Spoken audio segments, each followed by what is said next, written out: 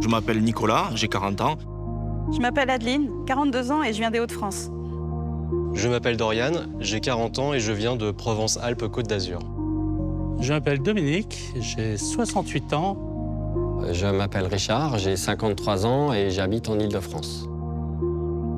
Le gros avantage du Scénic, c'est qu'il est connecté avec une application. Dès que mon téléphone sonne, que je sais que je dois partir en astreinte, la première chose que je fais, c'est j'ouvre l'application du Scénic, je le mets en chauffe. Je suis sûr à 100% qu'au moment où je vais monter dedans, il est désembué et s'il y a eu du gel, il n'y a plus de gel. Donc je peux partir immédiatement. Et c'est vrai que pour moi, ça, c'est un vrai plus. Alors, les charges au quotidien, rien de plus facile.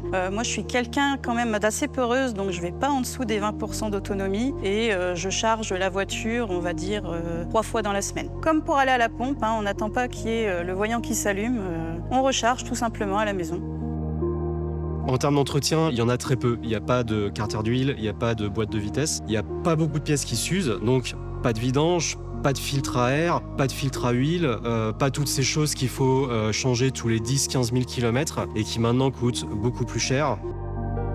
Ne plus avoir les mains qui sentent le gasoil, ne plus faire la queue à la station-service, avoir un prix du carburant qui fluctue en fonction de contexte géopolitique qui m'échappe en totalité, ne plus être dépendant de telle ou telle grève de transporteurs de carburant me va très très bien.